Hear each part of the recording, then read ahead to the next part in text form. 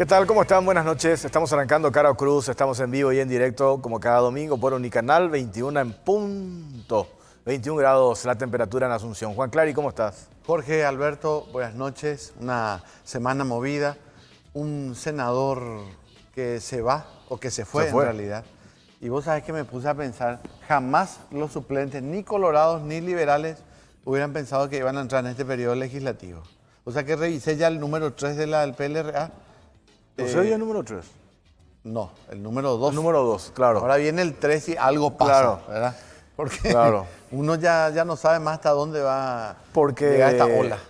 Cuando decís algo pasa, la semana pasada lo que plantea antes de irse Amarilla, lo de Kemper. Hoy leí una publicación, por ejemplo, un sector del Partido Patria Querida dice, no podemos descartar, vamos a analizar la situación de Kemper. Categórico. Entonces ahí decís, Por mucho menos se fue Amarilla, ¿eh?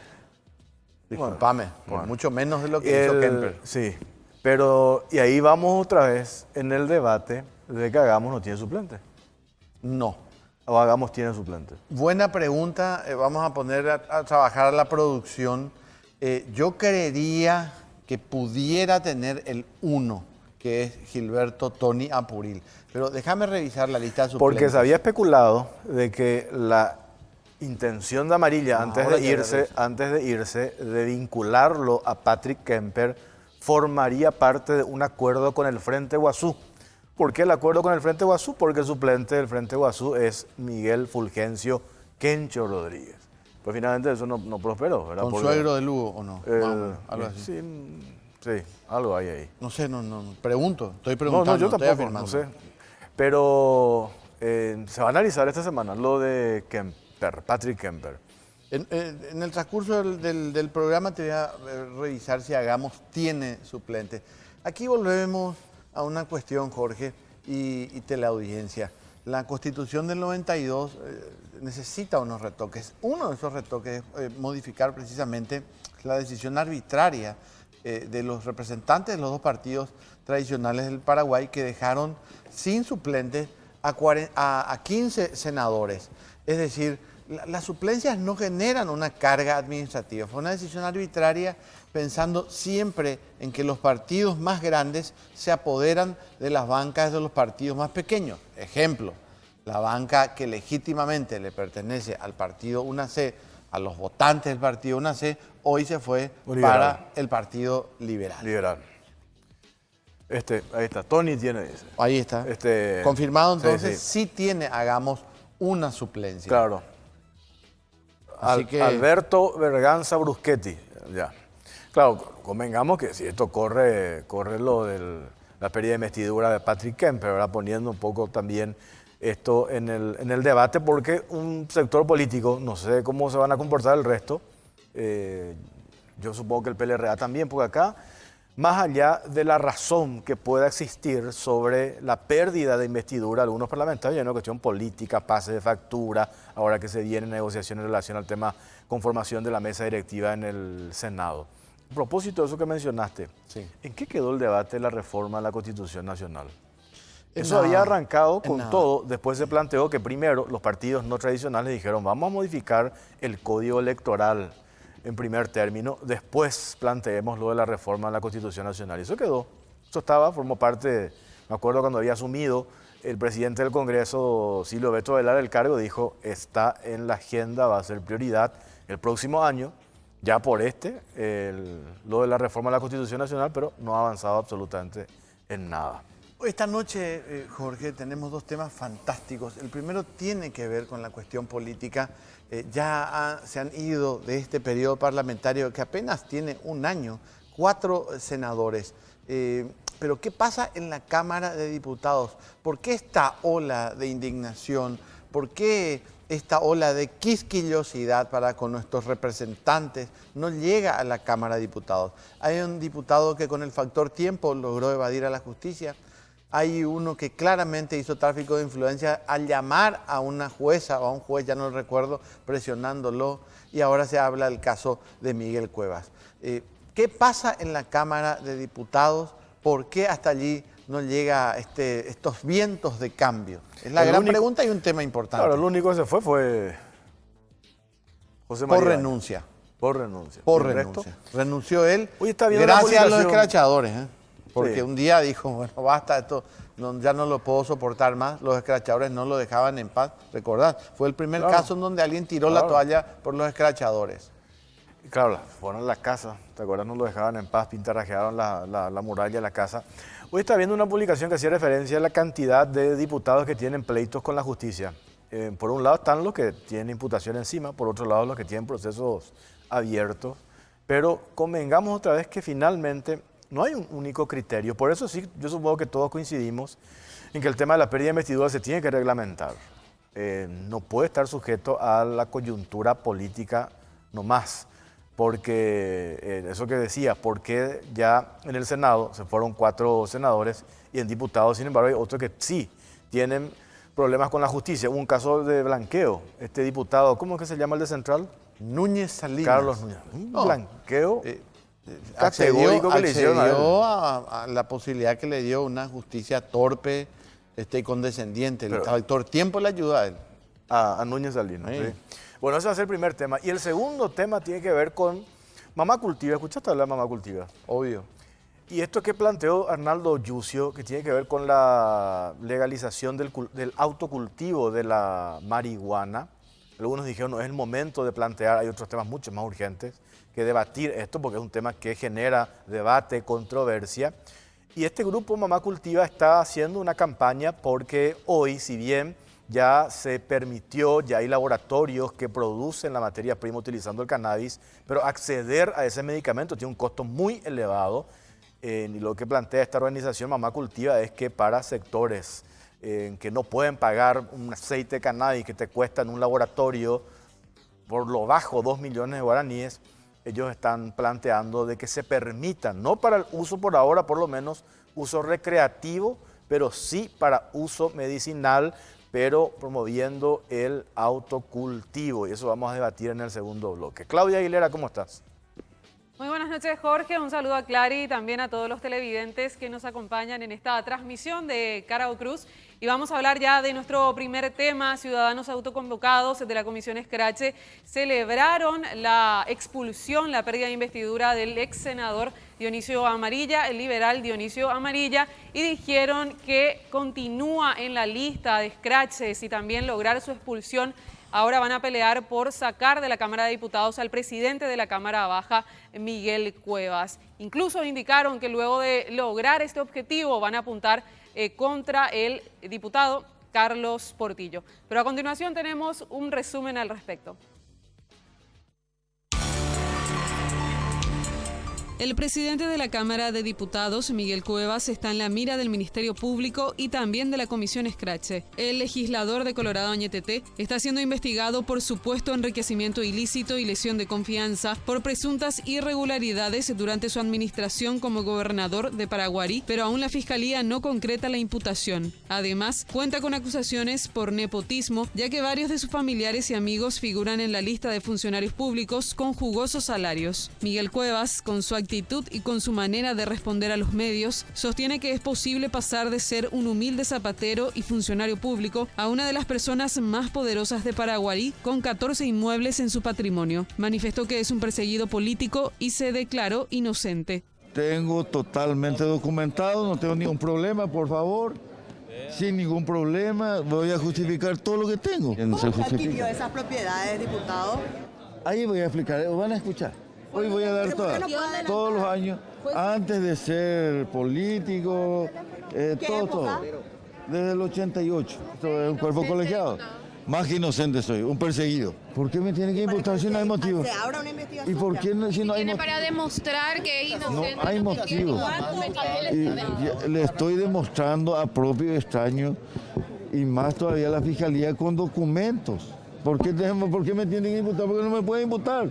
La pérdida de investidura del senador Dionisio Amarilla fortaleció a los ciudadanos que conforman la Comisión Escrache, quienes aseguran que lograrán que Miguel Cuevas corra con la misma suerte. Tenemos una consulta para ustedes a través de la cuenta de Twitter, @CaraoCruzPI, que dice: en el caso Miguel Cuevas, ¿crees que la Fiscalía lo debe imputar? ¿Es inocente? ¿Tiene protección política? La consulta ya está hecha a través del Twitter y los comentarios a través del hashtag COCPI. Bueno, muchas gracias, Claudia. Está con nosotros la doctora Cecilia Pérez, abogada del diputado Miguel Cuevas. ¿Qué tal, doctora? ¿Cómo le va? Buenas noches, Jorge. Buenas noches, Clara, y a los demás invitados. En caso de su cliente, todo esto que vemos, las publicaciones, este allanamiento en su propiedad que hizo la doctora Irma Llanos, habla de 14 propiedades, supuesto enriquecimiento ilícito. ¿Hay manera de justificar todo esto que estamos viendo, estas reacciones y el reclamo que se hace de que hay elementos suficientes como para imputar? Bueno, mira, Jorge, nosotros comenzamos con un problema de que acá hay una denuncia repetida. La denuncia que se presentó en Paraguarí, que fue desestimada, se volvió a repetir en esta nueva denuncia agregando la figura de enriquecimiento ilícito. La denuncia de Paraguarí ya tenía la figura de la lesión de confianza y se toma parte de esa denuncia para llevar a la denuncia actual abierta, que es la que hoy se está investigando, y se agrega la figura del enriquecimiento ilícito y sí se amplía la investigación en cuanto a la revisión del patrimonio del señor Cuevas. Esa es la situación actual. Ahora, cuando nosotros decimos que la denuncia está repetida, no es mentira, ¿verdad? Porque el mismo denunciante señala en su denuncia que el punto 5.4 del informe de Contraloría es el que trae a la denuncia actual con relación al tema de los combustibles. Eso ya está desestimado y bueno, no funciona así el sistema. Ahora, yo no puedo ir repitiendo denuncias hasta ver dónde va a cuadrar la denuncia. Ahora, esa denuncia se había presentado en Asunción y fue la misma fiscalía la que envió a Paraguarí, y ahora resulta que esta nueva denuncia sí ya se queda en Asunción. A ver, doctora Pérez, explíquenos esto con paciencia. Eso es, digamos, atribución del Ministerio Público, decir, esto va a Paraguarí, esto lo investigamos nosotros en delitos económicos. ¿Cómo es la historia sobre Cuevas? Bueno, realmente hay una oficina que hace dictámenes jurídicos sobre la permanencia en uno u otro lugar de la denuncia. La Fiscalía, si bien tiene unidad de criterio, unidad de actuación, nosotros vemos diariamente como la Fiscalía de Asunción interviene en causas del interior, pero la competencia territorial está establecida en la ley, no es un invento mío. Y eso determina, en un caso hace poco, la Corte ya le dijo a los fiscales que ellos tienen que litigar en Ciudad del Este porque los hechos habrían ocurrido en Ciudad del Este, ¿verdad? Caso Zacarías. Claro, es por eso que eso está determinado, la competencia territorial en el proceso penal está determinada en el Código Procesal Penal y sigue la suerte del lugar supuesto de comisión de los hechos. A priori habría una irregularidad entonces en investigar esto en Asunción. Lo que hay es un manejo poco claro que nosotros denunciamos esta semana. Reasignar una causa desestimada es un disparate jurídico, porque si yo voy a revisar la desestimación tengo que tener elementos nuevos, y si tenemos una denuncia repetida ya tenemos un fiscal que está investigando esa denuncia repetida. Pero entonces, el enriquecimiento ilícito es un hecho nuevo. No, hecho nuevo como tal no. Lo que dice el denunciante es que la lesión de confianza genera el delito precedente del enriquecimiento ilícito. Sí. Entonces, no decimos que no se puede investigar el enriquecimiento ilícito. Lo que estamos diciendo es que yo tengo que reabrir la lesión de confianza si tengo elementos nuevos con relación a la lesión de confianza. Esa es la regla procesal, y no estar trayendo y llevando una carpeta desestimada buscando asignaciones poco claras de parte de la Fiscalía. De hecho, yo ya hice mi reclamo, entre otras cuestiones, a la actuación del Ministerio Público en esta causa y en especial de estas asignaciones ilegales que hace la doctora Sandra Quiñones. A ver, doctora Pérez, usted entenderá que, por ejemplo, muchos políticos consiguen documentos casi salvatorios en la Contraloría General de la República, y que el Contralor que pudo haber extendido un documento al señor Cuevas como administrador de que todo lo que obró lo hizo bien, hoy ese Contralor ya no está, fue destituido. Sí, pero yo no estoy diciendo que no se investigó. El informe de Contraloría genera la apertura de la investigación en Paraguay. Hay una investigación que se abrió. Y esa en la Fiscalía de Paraguarí está desestimada. Desestimada por dos instancias, porque eso se desestimó en primera instancia, hubo una apelación y la Cámara de Apelaciones declara inadmisible el recurso, lo cual implica una confirmación de la resolución. Todo esto en Paraguarí, En Paraguay. en donde su defendido es un hombre muy importante, con muchas influencias. Ese es un problema que, a ver, una sospecha de problema que tenemos en este país. ¿Me explico? Sí, te explicas y yo estoy de acuerdo contigo en el sentido de que esta causa en sí ya está totalmente contaminada. Nosotros ya no podemos hablar de manejos claros u objetivos en el marco de esta causa, principalmente teniendo en cuenta los últimos acontecimientos de los cuales el Ministerio Público está le están salpicando irregularidades internas de manejo poco claros o de algún criterio selectivo en la lucha contra la corrupción pública. Está también con nosotros la doctora Esther Roa, ella es de la comisión Scratche. ¿Qué tal, doctora? ¿Cómo le va? Muy buenas noches, Jorge, Clary, doctora, y a mis compañeros también aquí, ¿verdad? Y bueno, después de escucharle a la doctora Cecilia, había tomado un poquito de agua, ¿verdad? ¿Por qué? ¿Te puso nerviosa? Me puso nerviosa. Bueno, también al lado de la doctora Esther Roa está el concejal de Ubicuí, Ezequiel Cáceres. Concejal Cáceres, buenas noches. Buenas noches, Clary, buenas noches, don Torres.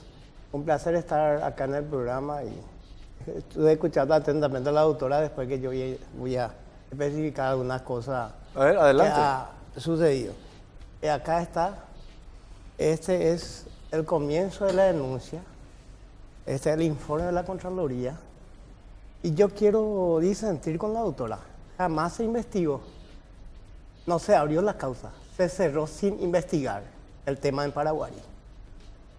Por esa razón ahora, y gracias justamente a mi compañera y varios compañeros dentro de la comisión, hemos solicitado que se reabra esta causa porque ya hemos presentado suficiente elemento.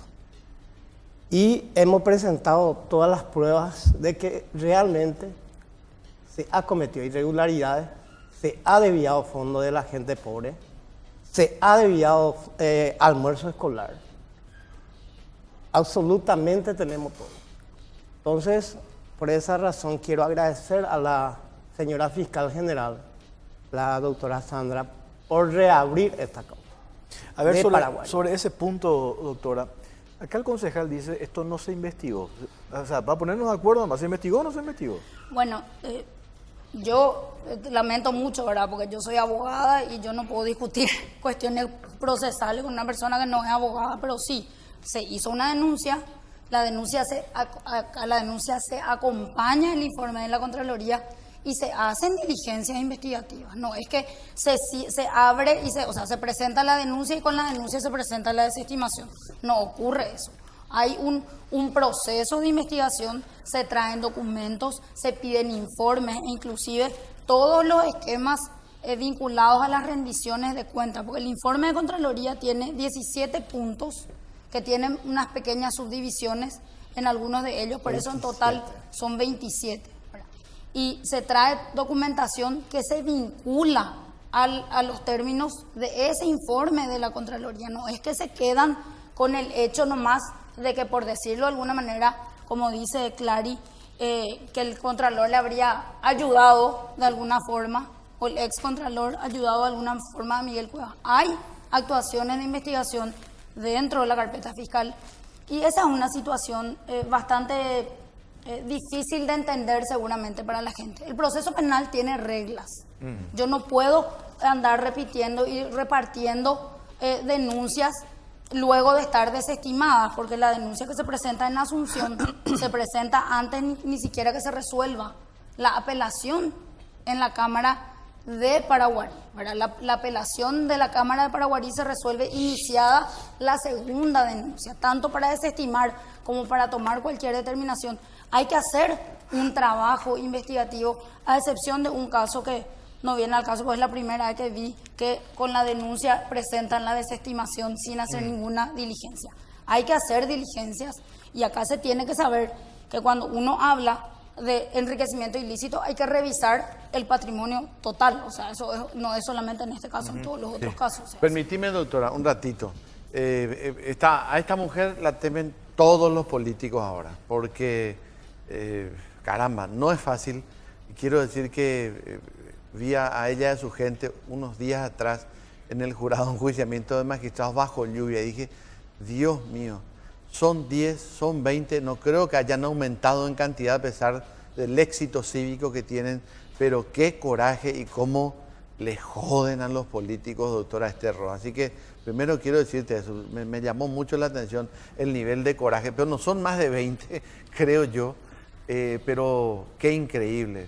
Tienen la representación de millones seguramente que por cobardía, por complicidad, o vaya uno a saber por qué motivo no los acompañan en estos escraches a nuestros políticos indiciados de corrupción. Caso Miguel Cuevas,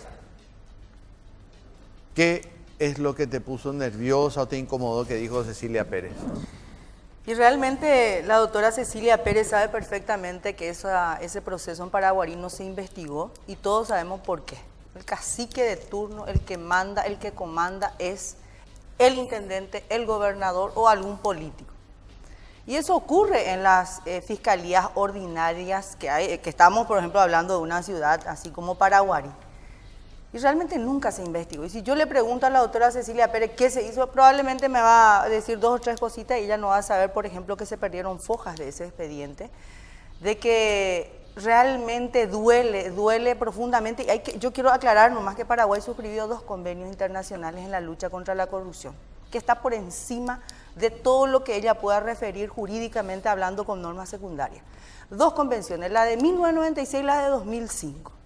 Estas convenciones le facultan justamente a la Fiscalía, que o sea, vamos a decirle que la Fiscalía arma una unidad especializada de delitos económicos y anticorrupción, en donde se cuenta con profesionales diferentes a los fiscales ordinarios que están en esas ciudades.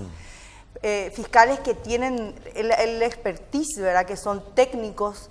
Y bueno, obviamente que la fiscal, cuando designa un fiscal de la UDEA, por ejemplo, me voy a referir taxativamente a esas 2 convenciones de la Constitución y una ley, ¿verdad? La ley orgánica que dice el artículo 17, que es la que la fiscal utiliza en estos casos, en donde ahora, por lo menos, de hace un tiempo de esta parte, la fiscal está haciendo eso, ¿verdad? A pedido de la ciudadanía, que no confía en su fiscal local, ¿verdad?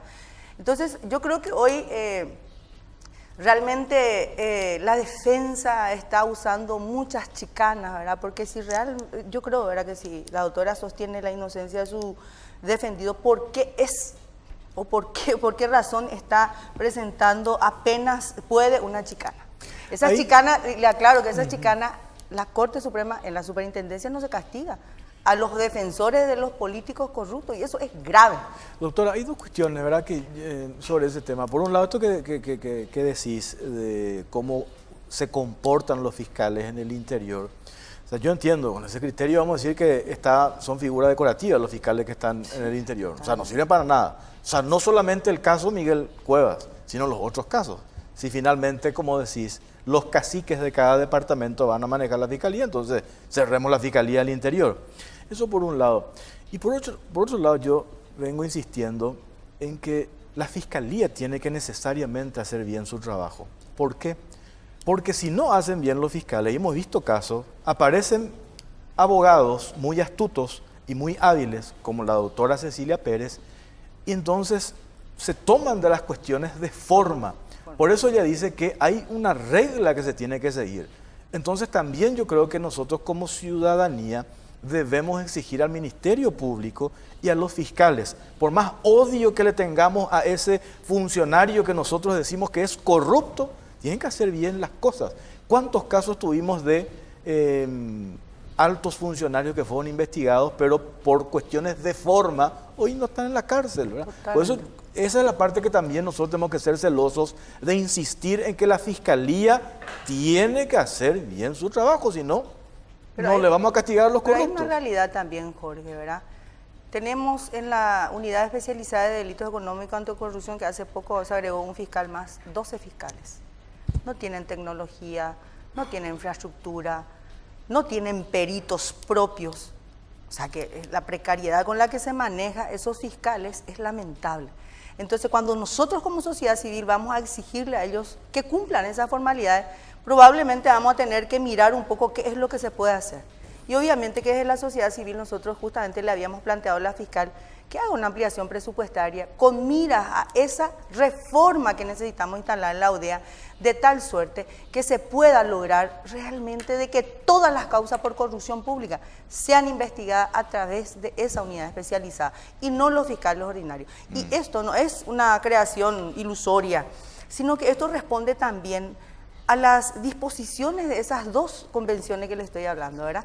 Donde se crea justamente, así como hay una unidad del crimen organizado, ambiental, de la niñez, etcétera. Entonces para nosotros como ciudadanos que queremos combatir la corrupción y por sobre todo la impunidad, para nosotros es importante fortalecer esa unidad especializada.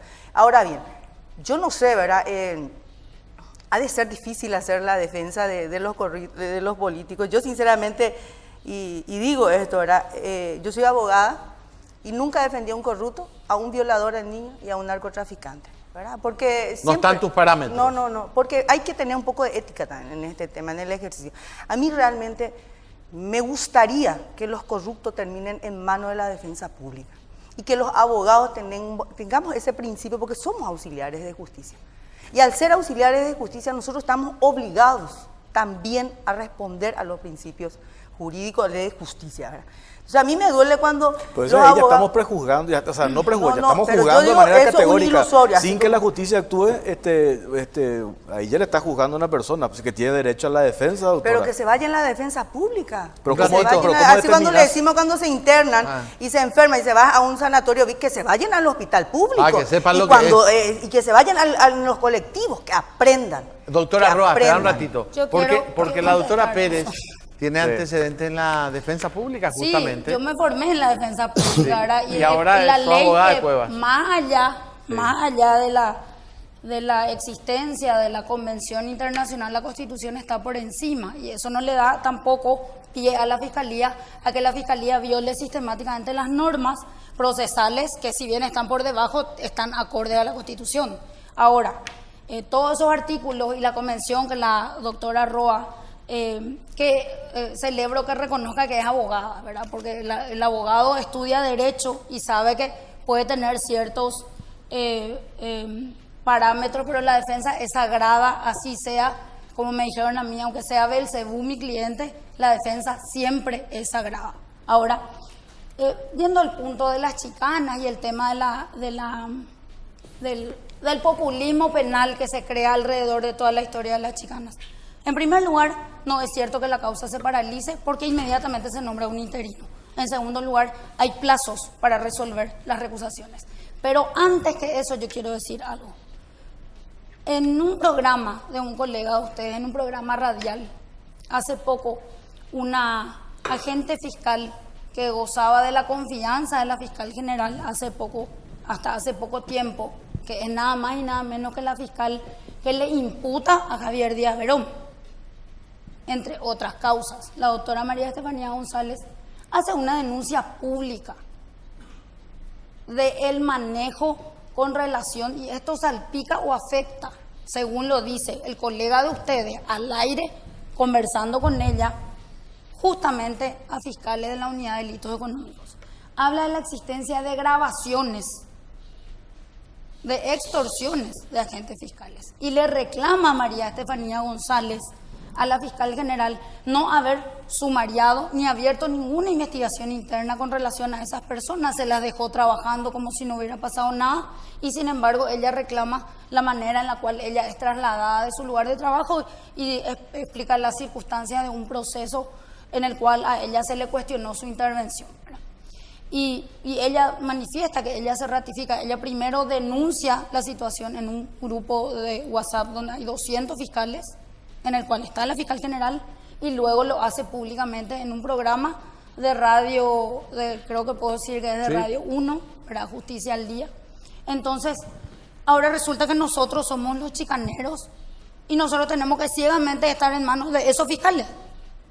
Porque un miembro del Ministerio Público está denunciando, no lo dije yo, lo dijo ella, ¿verdad? Y la pregunta entonces es, ¿por qué acá sí? ¿Por qué acá traigo una carpeta fiscal desestimada de Paraguarí, donde yo ya mandé y donde ya pasó por todas las instancias? Acá y acá no hago nada. Es una cuestión que tiene que ver con el manejo interno de los propios fiscales.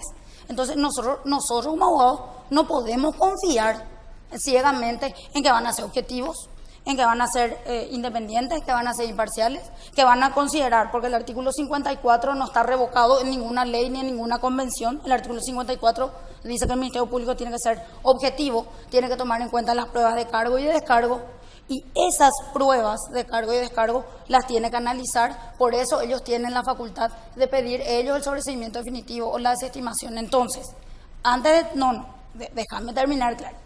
Bueno. En este contexto,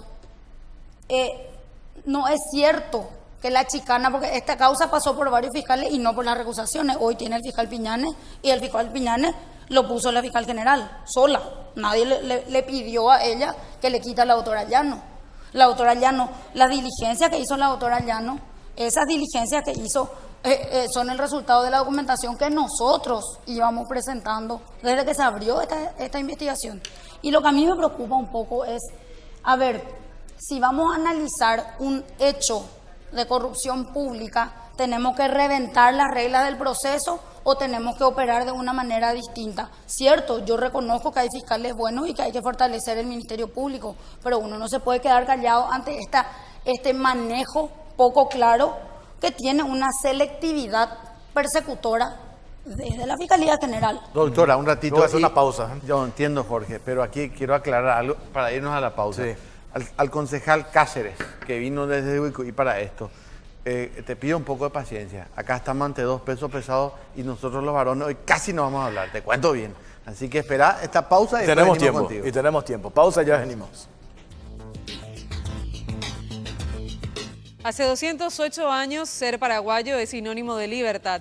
Somos libres de elegir lo que nos gusta, de disfrutar lo nuestro siendo auténticos, frescos y naturales. Como la PUL, una tradición que se mantiene viva con el mismo sabor que nos representa. PUL, naturalmente paraguaya.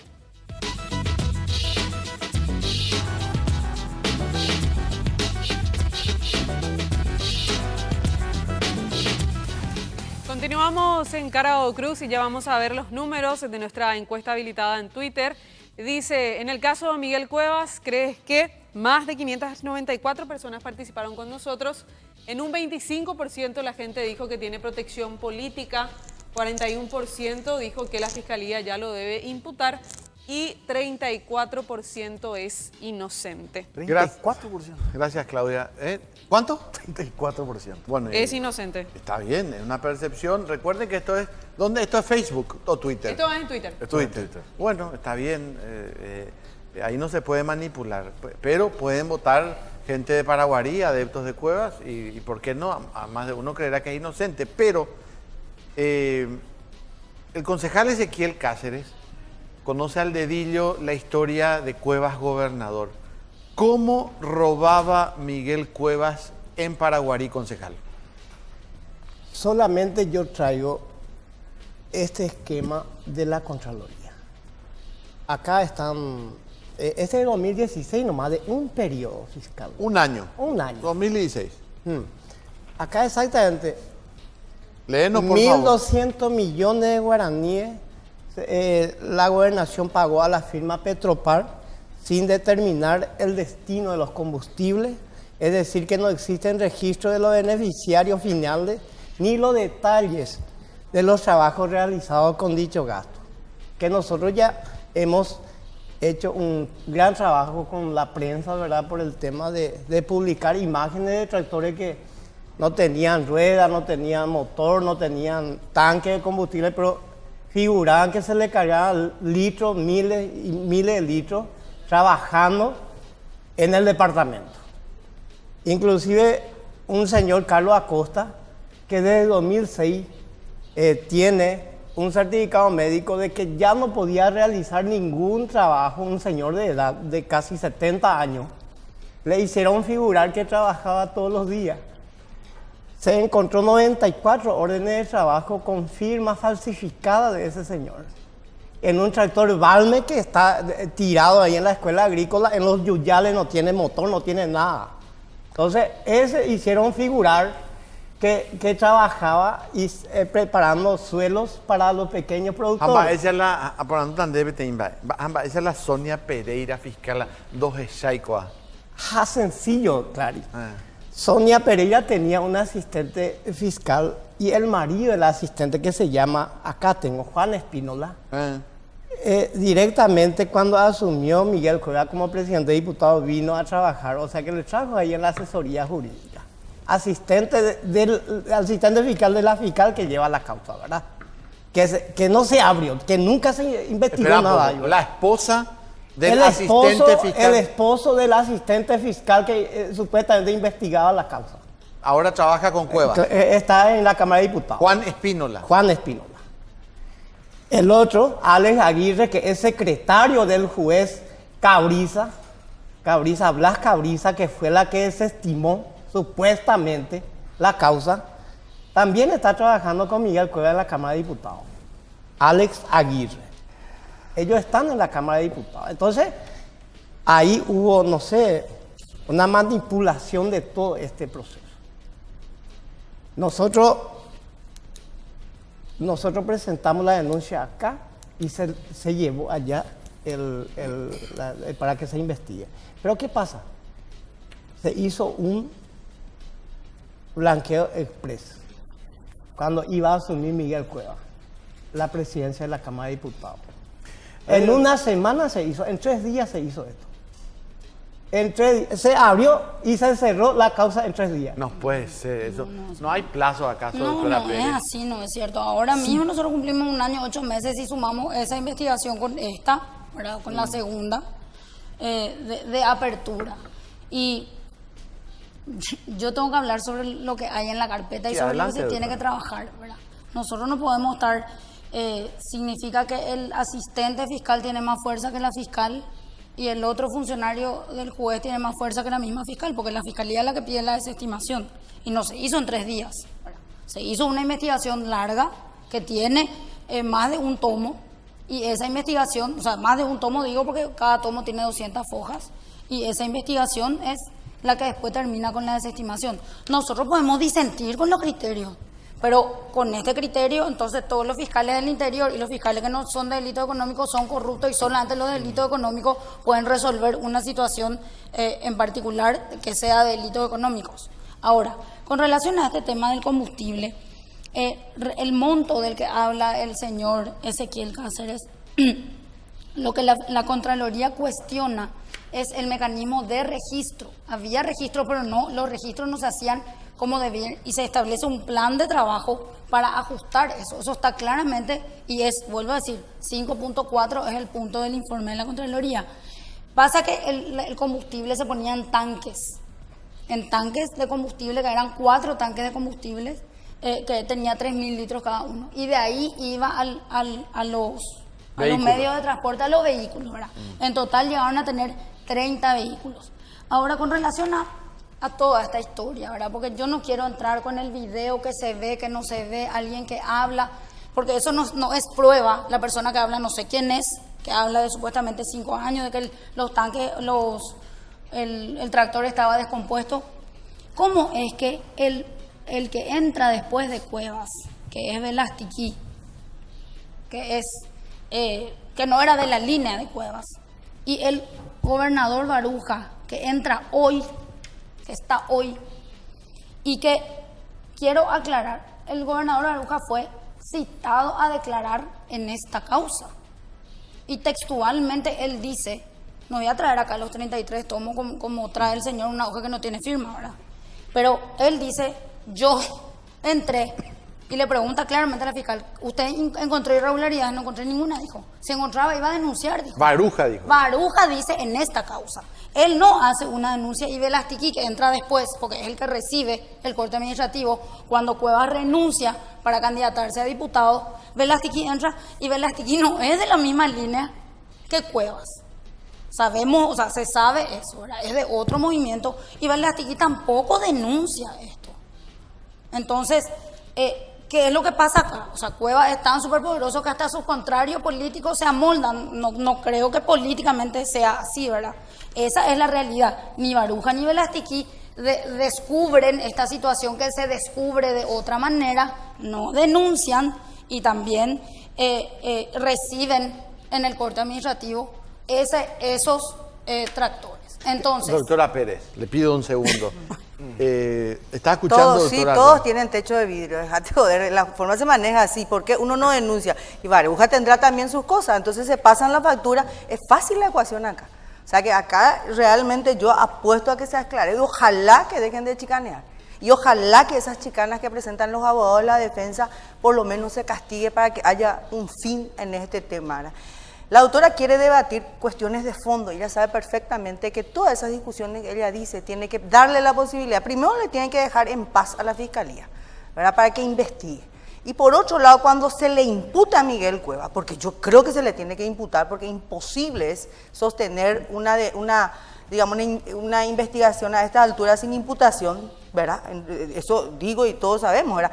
Y una vez que se le impute, usted sabe que usted va a debatir eso en un juicio oral y público, que es el único lugar donde usted puede desarrollar toda esa defensa que usted dice, doctor. Pero doctora, yo quiero saber cómo vos vas a decidir ahora la etapa procesal sin embargo, y porque es así, porque para Juan Pérez no existe la nulidad de la imputación, por ejemplo. Usted todavía ni siquiera se le imputó y todo es chicana, todo es incidente, todo es nulidad, todo es recurso. A mí me llama la atención cómo la doctora acompaña todo el proceso y no sabe que la tasación de los inmuebles que se está haciendo ahora se hizo sobre la base de la información que nosotros adjuntamos en la carpeta. El recuento de animales que se hizo cuando la fiscalía se constituyó también se hizo sobre la base después de 8 meses. Después de 8 meses se hizo un allanamiento. De los documentos que nosotros presentamos. Entonces, yo no puedo discutir con la doctora Roa. Primero, por un tema en particular. Ella está en otra posición. Ella no está en una posición jurídica, porque todos los argumentos que ella tiene son argumentos políticos. Imputar. Se imputa sobre la base de los elementos que hay, doctor. Bueno, así debe funcionar un sistema. Yo quiero hablar también, porque acá primero vos estás hablando de una cuestión política, y te puedo asegurar que esto no es una cuestión política, es una cuestión de lucha ciudadana. Pero como ustedes no están luego en esa línea, entonces para usted todo luego es político, a lo mejor otras cosas, ¿verdad? Porque hay que estar en esta línea realmente para sentir que es lo que yo primero digo, ¿verdad? Yo como abogada podía estar de ese lado también, ¿verdad? Porque de hecho que siempre hay ofertas, ¿verdad?, de trabajo. Como dije, uno elige eso. Ahora, defender lo indefendible y encima chicanear desde la A hasta la Z, para mí es una falta gravísima y eso se llama mala fe. Eso se llama chicana y hay una acordada disciplinaria que hay que empezar a aplicarle a estos abogados para que aprendan, ¿verdad? Si Miguel Cuevas cree que todos somos tontos, entonces que se someta, que le deje en paz a la fiscalía para que por lo menos empiecen las investigaciones. ¿Por qué, por ejemplo, a la doctora Guemo, cada rato, o sea, se le confirmó y plantea a su señora, se turna luego, uno primero hace Miguel Cuevas, después hace la esposa, etc. Entonces yo no veo tampoco, digamos, pues yo, por ejemplo, siempre, ya como abogada, siempre digo, bueno, está bien, vamos a debatir eso en el juicio oral. Desde el vamos ya le explico al cliente. Acá no vas a discutir tu imputación, no existe la nulidad de la imputación, acá se discute el fondo de la cuestión en el juicio oral y público. Pero ellos no quieren, ¿saben por qué? Porque todo el tiempo ellos se sirvieron de la prescripción de la acción, de la extinción de la acción. Entonces ellos están chicaneando para que los procesos que hace 10 años prescriban, por ejemplo, al año siguiente. Porque esa es la estrategia que ellos están jugando. Porque ahí está lo otro, doctora, que yo te decía también. Por otro lado, tenemos que insistir a que la Fiscalía, sea quien fuera el fiscal, haga bien su trabajo. Pero claro que sí. ¿Y por qué te parece que estamos todo el día ahí porque manifestándonos? Si no, cuando nos vamos a la cuestión de fondo, insisto yo, ahí en un juicio, pueden los abogados de ese funcionario corrupto que decir, pueden desbaratar toda su acusación. Totalmente de acuerdo. Y yo no estoy poniendo mi ficha en la fiscalía. Lo que estoy diciendo de que hoy nosotros tenemos que respaldarle a los fiscales para que ellos puedan por lo menos desamarrarse de esa atadura que justamente es la que existe, ¿verdad? Por algo nosotros estamos en el jurado de enjuiciamiento de magistrado. ¿Por qué todos los martes hace más de 6 meses que estamos ahí? Porque es hacer el latido, decirle a la gente del jurado de enjuiciamiento, aquí estamos, necesitamos una justicia, independencia y la no injerencia de la clase política en la fiscalía. ¿Sabes cuál es y el ahí temor? También nosotros le exigimos a los fiscales, pero ¿cómo vamos a hacer eso si pero nosotros no somos ¿sabes, parte? doctora, cuál es el temor también con ese Cristo? Yo coincido que hay que acompañar, hay muy buenos fiscales que hacen su Claro. trabajo como corresponde. Pero si nosotros le acompañamos, así como decís, como la ciudadanía, a todos los fiscales, vamos a crear superpoderosos fiscales que no pueden ellos, por más buena intención que tengan, pisotear y atropellar todo el sistema jurídico. Por eso hay reglas y hay formas. Por eso yo Claro, siempre insisto que está ellos bien. tienen que necesariamente cuidar las formas, porque si no, Pero eso le totalmente. beneficia otra vez al corrupto. Pero totalmente, y eso se vio, por ejemplo, en el expediente de Víctor Bogado, donde la jueza del tribunal justamente señaló las falencias, por ejemplo, del Ministerio Público, ¿verdad?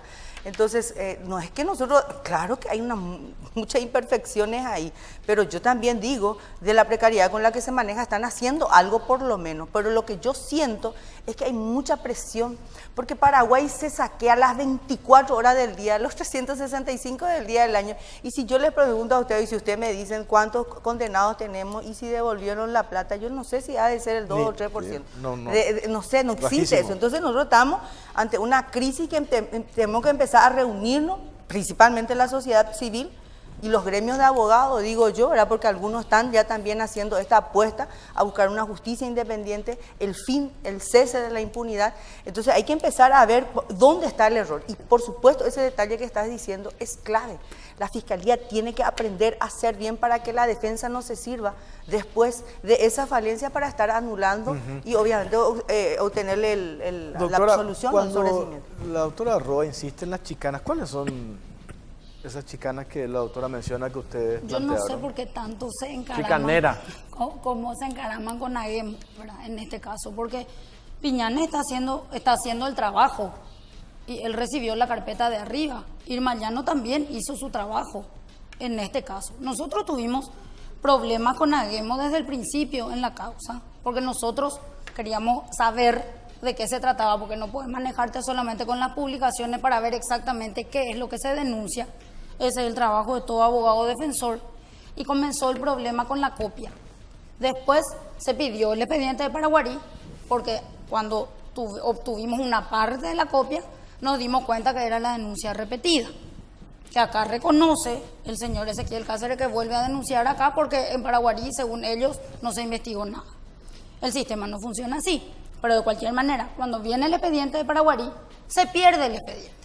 Justo el expediente que nosotros, con el cual insistíamos mostrarle a Gemo que había una duplicación de la denuncia. Rambo, ¿cómo es que se pierde, doctor? Y se pierde. No estaba en la carpeta fiscal y el expediente de Paraguarí no estaba en el expediente de Asunción. Y nosotros teníamos... ¿Pero y a quién se le perdió? Disculpe No, que... se perdió en la fiscalía la carpeta. Cuando ¿De nosotros- Paraguarí? No, al venir a Asunción. Pero, de no, Paraguarí por Dios. sal... Por Dios, ¿cuánto de Paraguay? 90 Entonces, kilómetros de ¿qué Paraguay. es? ¿Eh? ¿A quién le conviene eso? ¿Qué sucede? Cáceres, un ratito, doctora. No. En yo Paraguarí quiero no se decir, perdió. Nosotros ¿Dónde? denunciamos. En Paraguarí no Paraguarí. se perdió. Nosotros Foja y foja. denunciamos. Eh.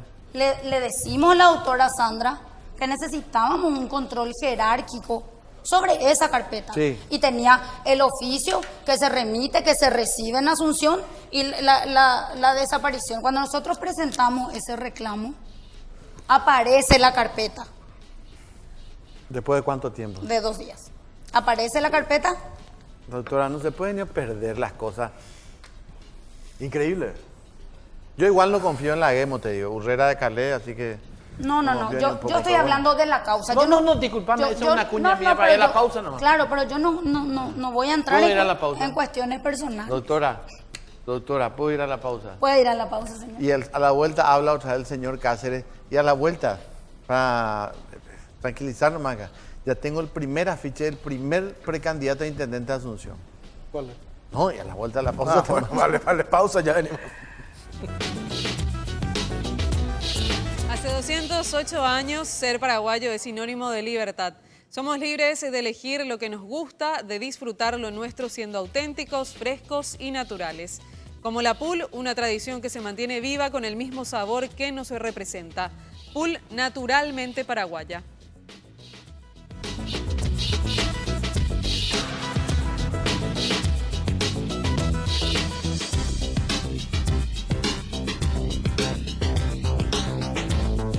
Continuamos en Caro Cruz y vamos a ver qué está opinando la gente en el Twitter. Más de 700 personas están participando esta vez con nuestra encuesta @CaroCruzPI. En el caso Miguel Cuevas, ¿crees que en un 25% tiene protección política? La Fiscalía lo debe imputar 42% y es inocente 33%. Bueno, del interior me llega esta pregunta, doctora Roa. Leo tal cual. Oyente de mujer del 21.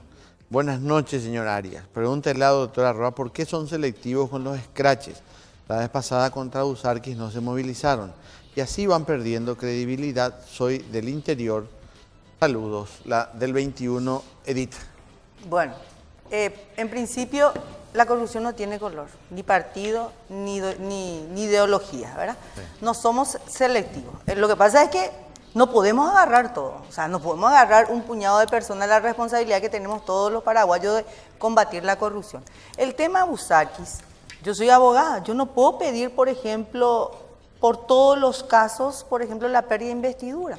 Hasta hoy no pedimos, por ejemplo, la de acá el señor Cuevas, por ejemplo, ¿verdad? Pero sí podemos ver quiénes reúnen realmente los elementos que condicen con el artículo 201 y vamos a hacerlo, ¿verdad? El señor, por ejemplo, va a enfrentar su juicio oral en septiembre del 2000 y está calendarizado ese día.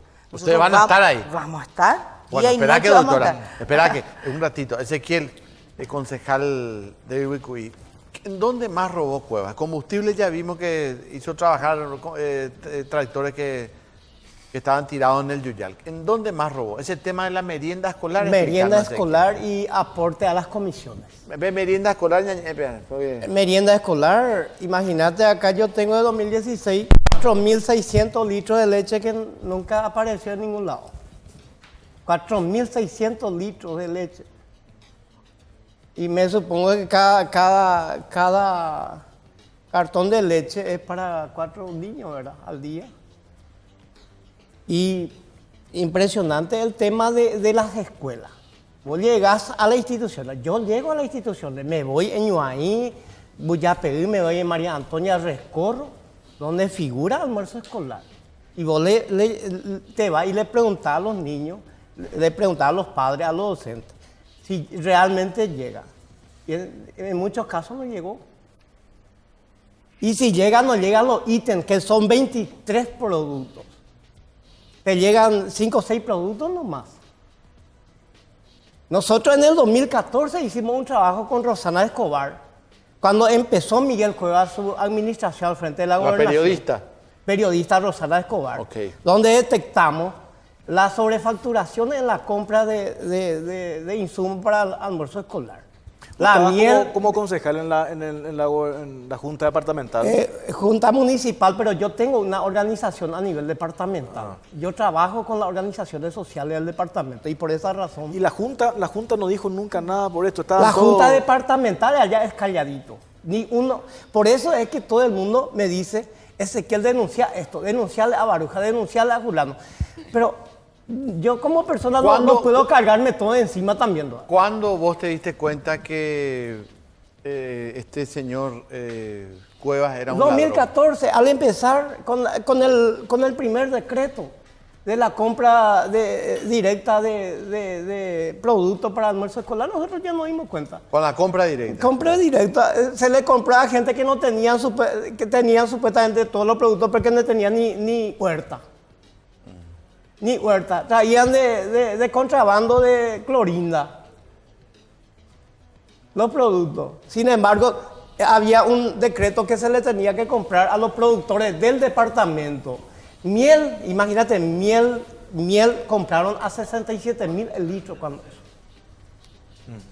A ver, concejal, doctora. En ese punto, Sí. porque quiero que me des un poco la oportunidad, porque veo que el concejal maneja bastante bien los números. Entonces, esta historia del almuerzo escolar, cuando Cuevas sale de la gobernación, la siguiente administración compra al doble de lo que compraba Cuevas el almuerzo escolar. O sea, la licitación con la nueva administración, que no es la de Baruja, pasa, con Cuevas no llegaba a 10.000 guaraníes por almuerzo escolar. Era entre 7.000 y 8.000. ¿Y con Velastiquí? 14.000. Entonces, eso hace que la cobertura sea de menos cantidad de niños y sea menos días. porque cuando era antes de llegar, o sea, sin llegar a 10.000 guaraníes en la época de Cuevas, el plato, entonces de 16 a 16.000 a 17.000 niños se cubría por 121 días. Con Velastiquí se cubría a 14.500, llegaba solamente a 87 días y los niños, la cobertura de niños era mucho menor por esos números. Entonces, yo le quiero preguntar al señor Ezequiel Cáceres si él sabía de eso y si él, ya que manejaba el tema del almuerzo escolar, sí, ¿por qué no hizo la denuncia con relación a eso en la época de Velastiquí también? Para eso está la Junta Departamental que tenía que hacer. Para eso todos los concejales departamentales, ellos seguramente tienen todo eso, ¿verdad? Entonces yo le pregunto a usted que usted yo le hace pregunto con también, relación doctora, solamente con relación doctora, a Cuevas y no con yo relación veo a el Velastiquí. perjuicio que hizo el señor Cuevas a la gente humilde, a la gente pobre. ¿Cuántos pozos artesianos hizo figurar y qué no se hizo? Ahora mismo, ahora está apareciendo, por eso usted no quiere que se investigue ahora el segundo. Están apareciendo colaboramos con la investigación solamente en una comunidad, 8 pozos, pero en terreno privado, en Iriarte, ahora mismo. 4 pozos están apareciendo en Pirayú que no se hizo.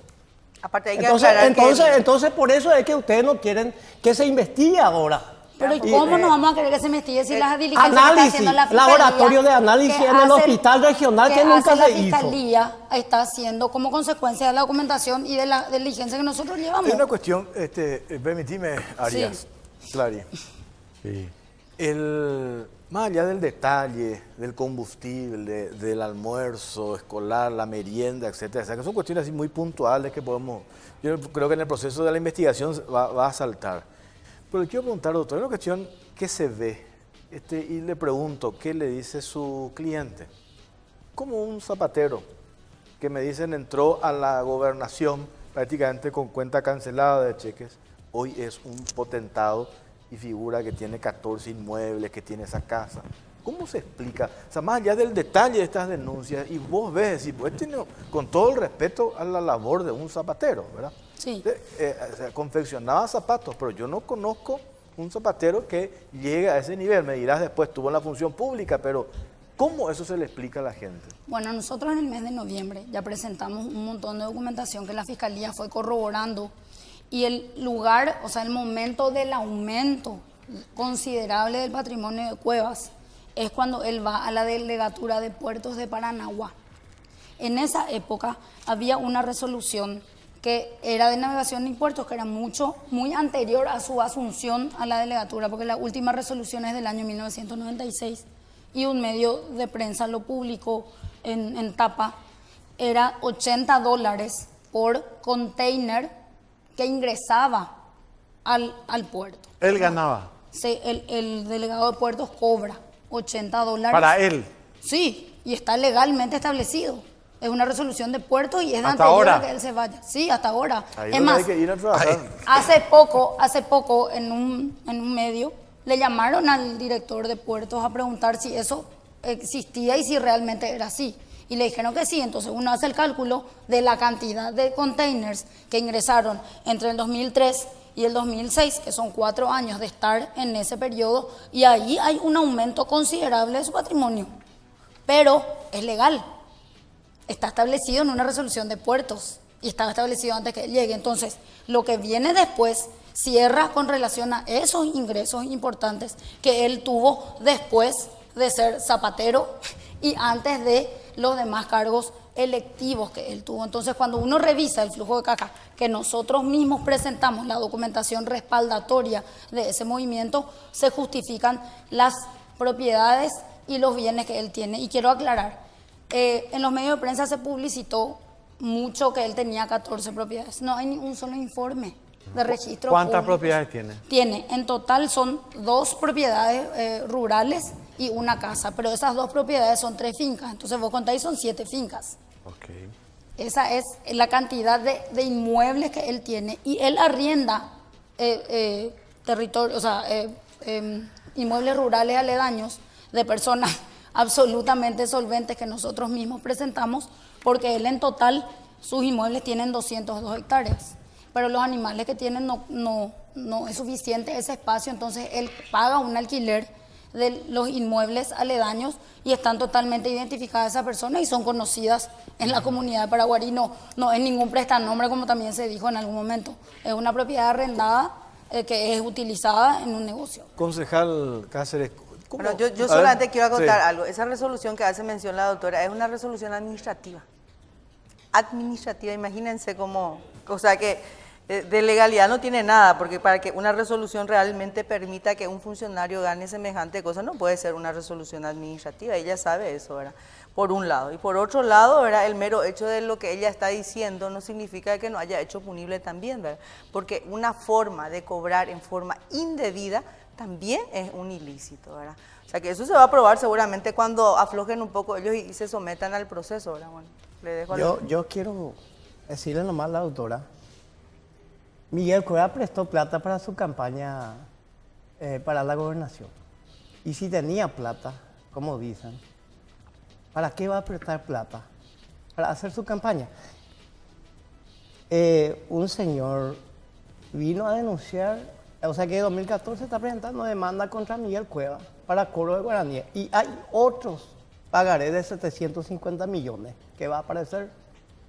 Y hay otro pagaré de más de 100 millones que va a aparecer también, que se le prestó para su campaña política que nunca devolvió. Entonces, lo que yo me pregunto es si ya tenía toda la plata, ¿para qué prestó para su campaña política para la gobernación? Hay muchas cosas que nosotros estamos manejando en el departamento. Manejamos compra de estancia a nombre del tercero, manejamos estaciones de servicio, manejamos ferreterías grandes, shopping. Gracias. Sí, estamos manejando a nombre es de verdad, tercera eso, persona que no tiene la capacidad para comprar.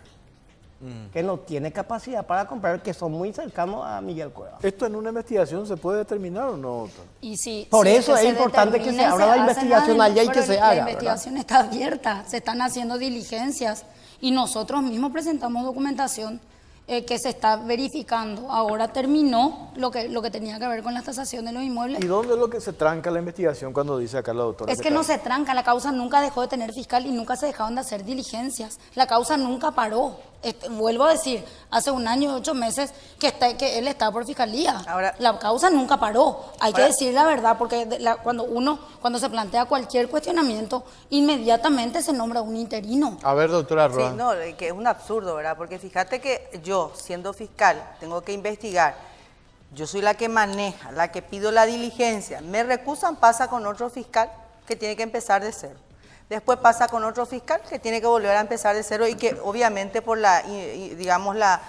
el nivel de trabajo que tiene, obviamente tiene que empezar de cero. O sea, es una forma también de alargar, ¿verdad? Y impedir también de que ese fiscal, por ejemplo, impute. Porque un fiscal que recibe una causa, un proceso de investigación, obviamente que tiene que llevarse un tiempo para que por lo menos pueda adentrarse y saber qué es lo que corresponde. Por eso que digo, ¿verdad? Que todos son, digamos, jugadas para poder dilatar y evitar la imputación.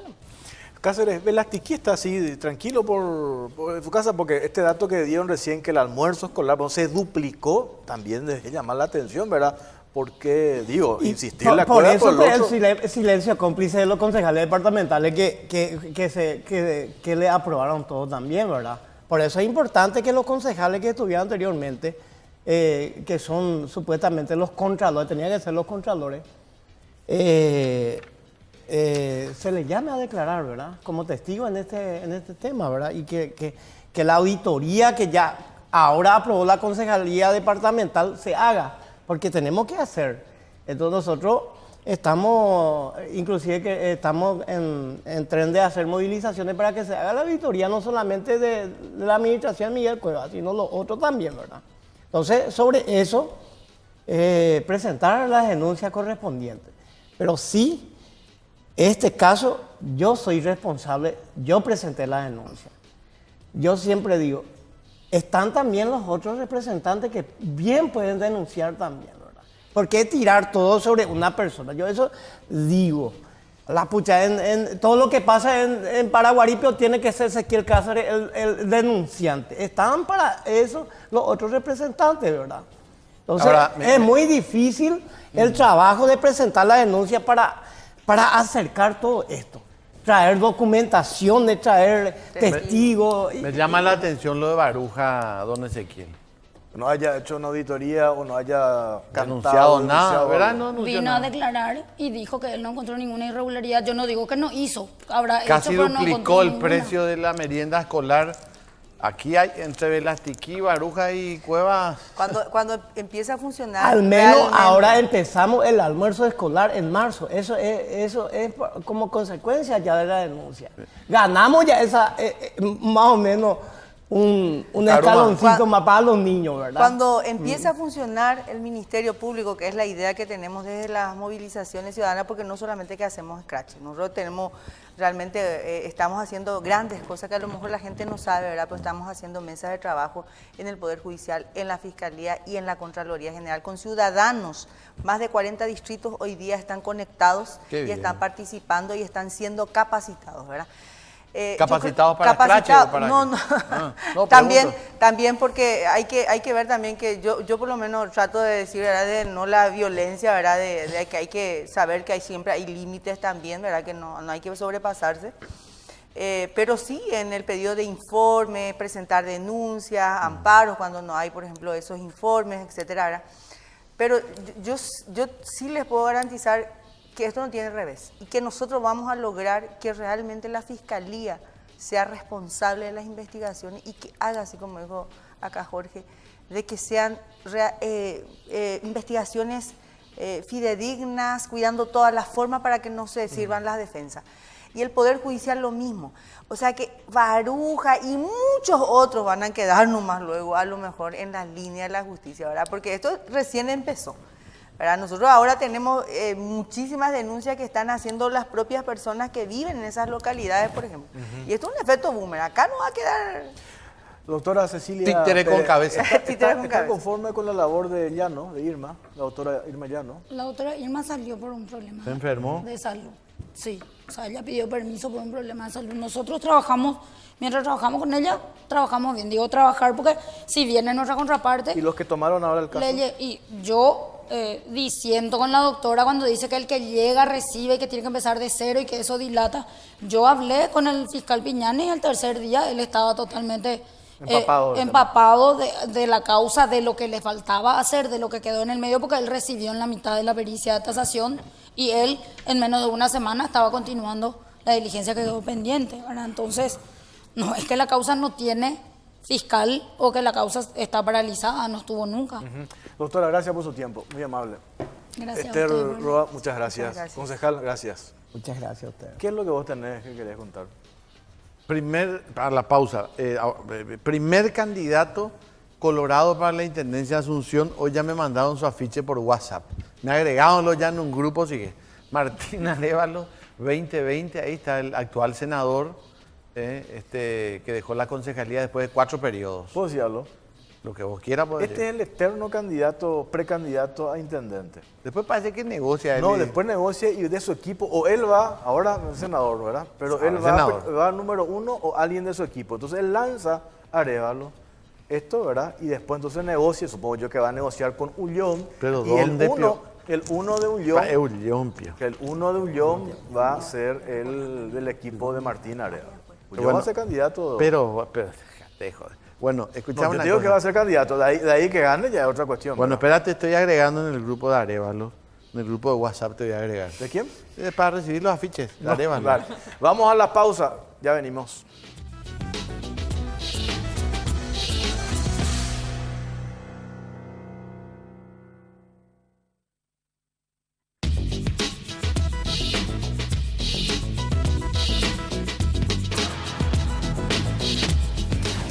Seguimos en Caro Cruz y vamos a dar ya un cierre a la consulta que establecimos sobre el primer tema de la noche. En el caso de Miguel Cuevas, ¿crees que tiene protección política un 25%?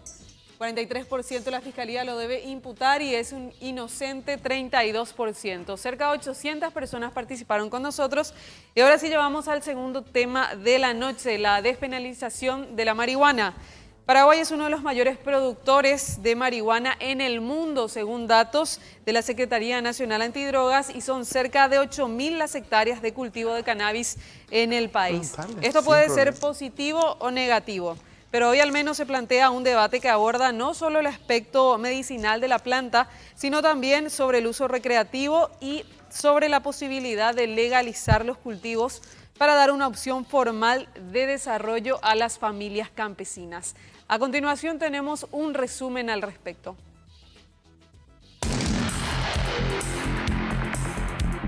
El ministro de la Secretaría Nacional Antidrogas, Arnaldo Yucio, manifestó que se estudian y analizan las experiencias extranjeras sobre el uso recreativo de la marihuana, pero con el fin de brindar una opción de cultivo para los campesinos. Sin embargo, fue muy cauteloso con la intención y recordó que el debate debe realizarse en el Congreso Nacional. Estas declaraciones se dieron en el marco del operativo antinarco conformado por los ministros de la Senat, Arnaldo Yucio, de Seguridad Argentina, Patricia Bullrich, y el ministro de Justicia de Brasil, Sergio Moro, en Pedro Juan Caballero. El punto planteado se debe a que en Paraguay es una realidad que miles de familias se dedican al cultivo ilegal de la planta. La propuesta es lograr asistencia para que los campesinos puedan hacerlo de forma legal para el uso medicinal o para otros rubros como el cáñamo, y a lo que se suma también la posibilidad del uso recreativo de la hierba. Otra realidad en el país es el reclamo de las familias que claman por el autocultivo, pues cuentan con familiares que necesitan del cannabis para tratamientos médicos. La organización Mamá Cultiva nuclea a 300 familias que utilizan el aceite de marihuana para enfermedades como epilepsia refractaria y esclerosis. Ya en el 2017 se promulgó la Ley 6007 que legaliza el uso de la planta de cannabis y sus derivados con fines estrictamente medicinales. Sin embargo, esta norma no se cumple y mientras las familias siguen padeciendo con sus seres queridos enfermos. Queremos consultarle a todos ustedes qué piensan acerca de la despenalización de la marihuana. Tenemos una pregunta puntual en Twitter, @CaroCruzPI, sobre la propuesta del autocultivo de la marihuana. ¿Se debe rechazar, aprobar para uso medicinal o aprobar para uso medicinal y recreativo? Los comentarios a través del hashtag COCPI. Bueno, muchas gracias, señora Claudia Aguilera. Está con nosotros toda una eminencia en el tema de las adicciones, el doctor Manuel Fresco, director del Centro Nacional de Control de Adicciones. Doctor Fresco, este tema recurrente de la marihuana y su posible legalización lo vuelve a traer a nuestra mesa. Antes que nada, buenas noches. ¿Es pertinente hablar de esto todo el tiempo? ¿En algún momento dado vamos a encontrar la luz en este tema o vamos a seguir así? Yo creo que el enfoque cambió últimamente porque una década atrás el uso medicinal y sobre todo la elaboración artesanal no estaba como tema de debate como en este momento está, ¿verdad? Y el problema con la marihuana es que tiene dos usos así claramente diferenciados. El uso medicinal, que es indiscutible que tiene una serie de aplicaciones, todavía no se ha estudiado muy bien para qué sirve en todos los ámbitos que se está aplicando. Y el otro es el uso recreativo. Desde el punto de vista del uso medicinal, como cualquier sustancia, ¿verdad? Todas las sustancias son beneficiosas o son potencialmente tóxicas dependiendo del uso de la dosis de la persona que recibe. Y todo este lío del uso medicinal de la marihuana es porque es marihuana nomás. Porque el opio, del que se saca la heroína, etcétera, también se utiliza para hacer opiáceos, que son medicamentos. La morfina. Claro, y la gente utiliza tanto, el medicamento mismo utiliza tanto para uso medicinal como abuso, digamos, que es el concepto cuando una medicina no tiene una prescripción y la persona consume porque le gusta el efecto nomás, ¿verdad? Entonces, yo pienso que se tiene que racionalizar. La discusión con el uso del aceite de cannabis artesanal es que los medicamentos tienen un procesamiento que se sabe la cantidad de principios activos que tienen. Entonces uno puede dosificar Y cuando es artesanal, uno no sabe la concentración de la medicación que está tomando, ¿verdad? Pero evidentemente yo creo que hay que probar, hay que ver. Tiene algunas indicaciones que en este momento nadie discute. Está también con nosotros Miriam Pompa de la organización Cannabis Medicinal Paraguay. ¿Qué tal, Miriam? ¿Cómo estás? Muy bien. Contanos Buenas qué noches. es esta organización. Bueno, nosotros arrancamos, ¿verdad? Peleando para poder importar el aceite de cannabis. Bueno, nosotros optamos por el preparado justamente por la seguridad, como decía el doctor, ¿verdad? De conocer dosificación, como nosotros tratamos con chicos, conocemos, ¿verdad? El aceite casero, de repente tiene ciertas complicaciones en el caso de los chicos, como la planta absorbe metales pesados, de repente hubieron problemas hepáticos, entonces optamos, ¿verdad? Por el importado, que es hecho a base de cáñamo en realidad, o sea, no es la marihuana propiamente, que es alto en CBD, o sea, su concentración de CBD es mayor. Miriam, ¿qué le movió a usted a formar esta parte de esta asociación? ¿Usted tiene un familiar con algún problema? Mi hija tiene hoy día 15 años y empezamos investigando porque ya habíamos probado, o sea, ella es paciente del doctor Víctor Gaona y habíamos probado neurólogo infantil, como 15, 17 tipos de medicamentos anticonvulsivos que no le hacían parar las convulsiones. Su niña convulsiona. Ella llegó a convulsionar hasta 260 veces en un día. ¿Y con este extracto de marihuana ha mejorado la vida de su hija? O sea, llegó a un punto en que el deterioro era ya grave. Y bueno, Internet era nuestra solución, ¿verdad? Empezamos a investigar y vimos los casos tratados con aceite de cannabis casero y también con este medicamento. A partir de ahí empezamos a investigar y conversamos con el doctor Víctor Gaona, después con el ministro de ese entonces, Antonio Barrios, y a empezar a presentar pruebas de cómo estaba funcionando. Peleamos bastante para conseguir la primera importación junto con otra mamá, la señora Zulma. Había que hacer un protocolo con abogados, había que andar de oficina en oficina rogando que nos permitan hacer esa importación. La primera importación era costosísima porque el medicamento en sí, en internet, estaba a $500. A esos $500 había que sumarle que las tarjetas no trabajan con productos canábicos. Del cannabis. Ningún derivado del cannabis se puede negociar con tarjeta. Entonces había que hacer un envío de dinero que nos costaba $100 más. Y a eso otra vez el envío $75. Entonces era... $700. A ver, le vuelvo a insistir en esto, Miriam. Su hija, que llegó a convulsionar casi 300 veces en un día, tuvo una mejora con este aceite de cannabis. Semana 1 convulsionó solamente 2 veces en la semana. Por Dios, es casi milagroso. Para nosotros fue un milagro. En un mes ella se sonreía, que ya no sostenía la cabeza, empezó a levantar la cabeza. Habrá pasado 3 meses y empieza ella a tomar los vasos, llevar a la boca, se sentaba con nosotros a la mesa, cosa que nunca antes pasó. Ella tenía en ese entonces 12 años.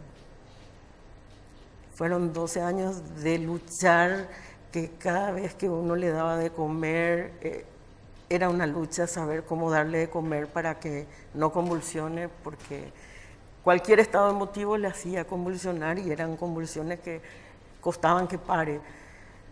15, 20 convulsiones de una vez seguidas. Y sí, a veces hasta daba miedo darle de comer o daba miedo cambiarle el pañal porque ella podía convulsionar y a veces las convulsiones eran fortísimas. ¿Y hoy a los 15 años cómo está? Se sienta, mira tele, se ríe, te besa,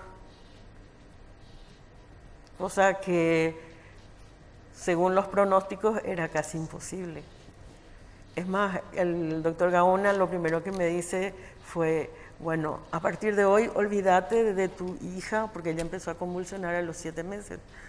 Olvídate de cómo era tu hija en estos 7 meses. A partir de hoy ella ni se va a sonreír más. Y para nosotros eso fue un golpe duro, ¿verdad? Ella ya empezaba a gatear cuando empezó a convulsionar.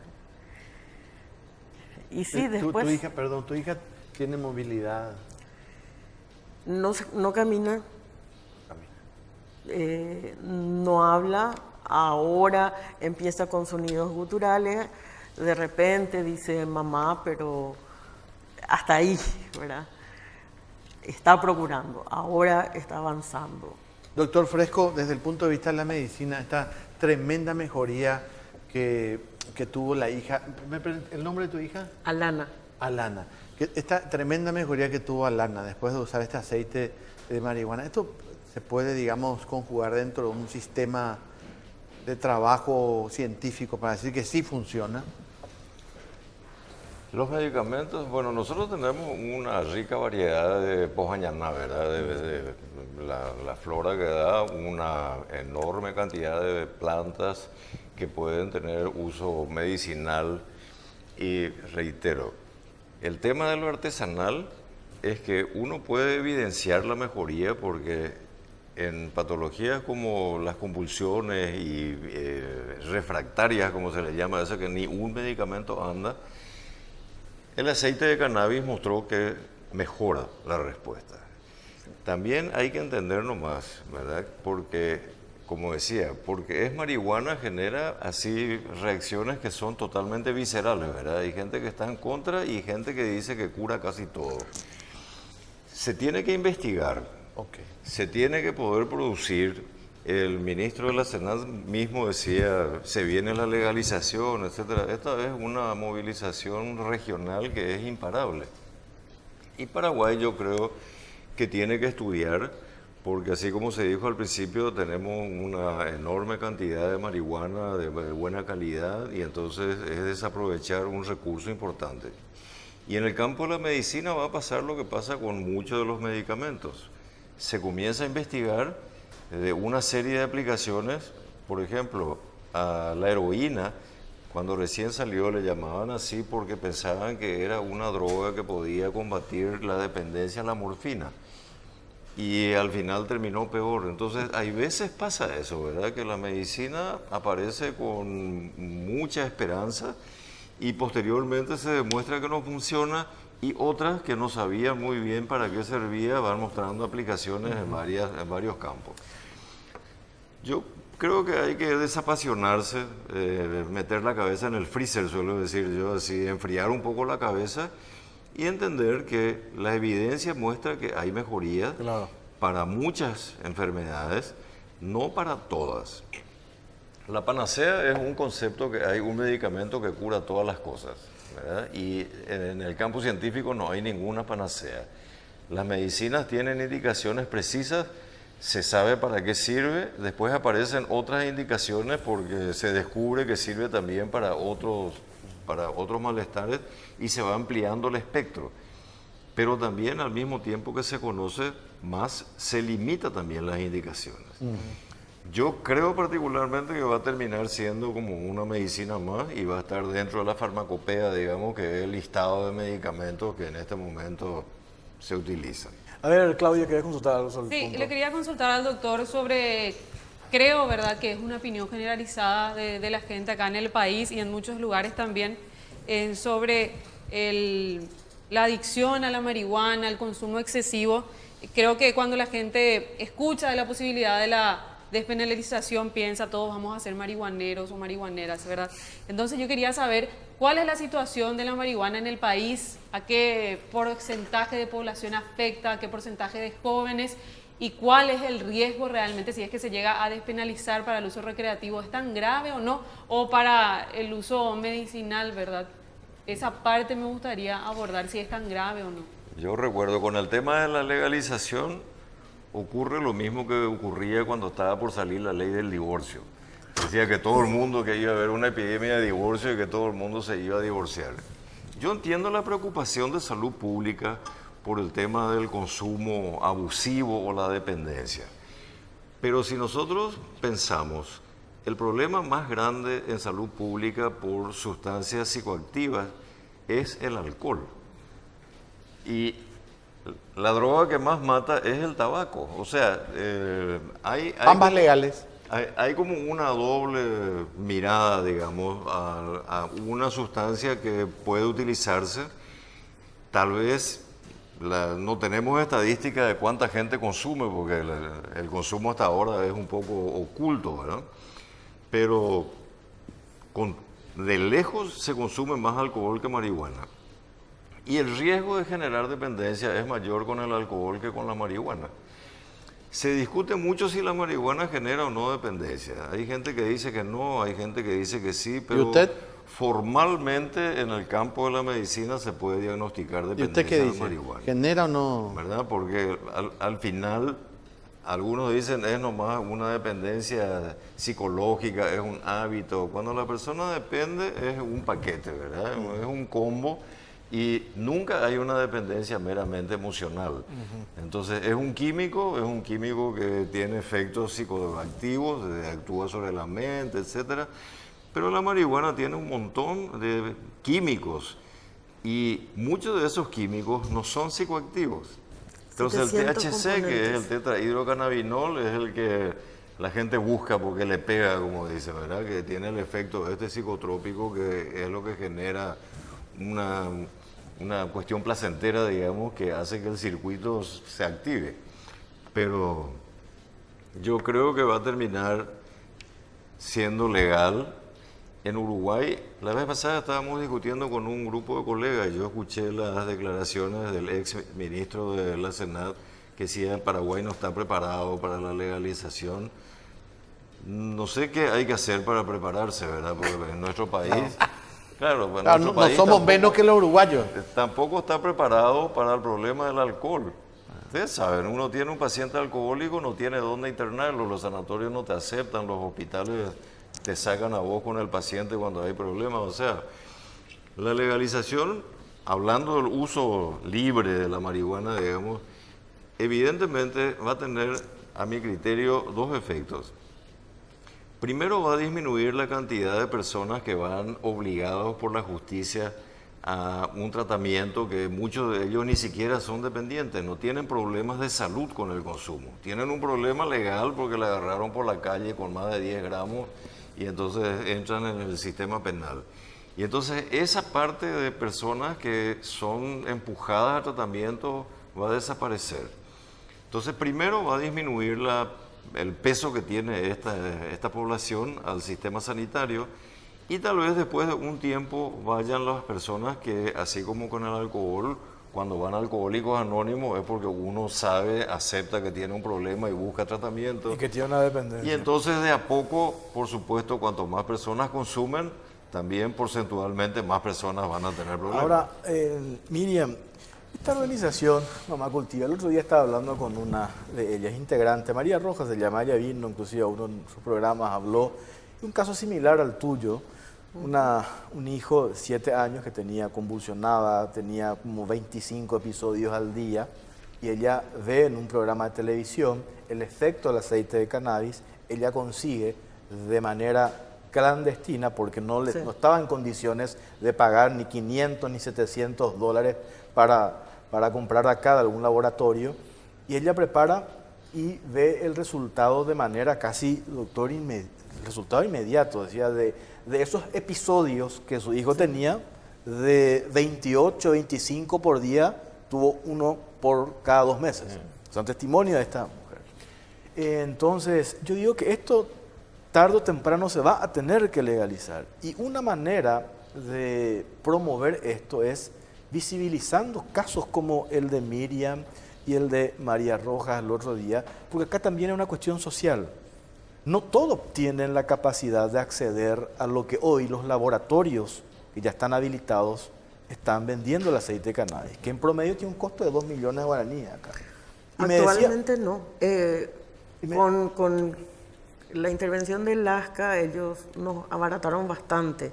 Ahora, nosotros por lo que estamos peleando ahora es para ingresar el medicamento del LASCA y el importado también al Vademecum del Ministerio y al IPS si es posible, ¿verdad? Entonces, sí se puede llegar a mayor cantidad de gente con un medicamento seguro. Hoy, ¿cuánto ustedes están? Lasca, por ejemplo, puedo decir la marca, ¿cuánto les da? ¿Se puede decir eso? El de Lasca está a 150.000, un frasco de 30 ml. ¿Cuánto tiempo dura? Y depende mucho de la dosis que está consumiendo. Pero hay un máximo de dosis, ¿verdad? No es que puedo darle 10 gotas a tu hija, por ejemplo. Hay un protocolo que ellos trajeron de México, donde arrancaron las primeras experiencias con estos medicamentos que son ricos en CBD. Tenemos que hacer una pausa a la vuelta, doctor. Sobre este tema, me decía esta señora también, ¿cómo es posible que, supongo yo, esto te lo dijo recién, se tiene que investigar mucho más, pero ella le lleva al neurólogo, me dijo el nombre, incluso ahora no recuerdo, le dijo, yo no te recomiendo ese producto. Y sin embargo está la evidencia. ¿Y cómo es que, a la vuelta a la pausa, por favor, si nos responde sobre eso? Pero, sí. digamos que A la vuelta a la sí. pausa, a la vuelta a la pausa, ya venimos, ya venimos.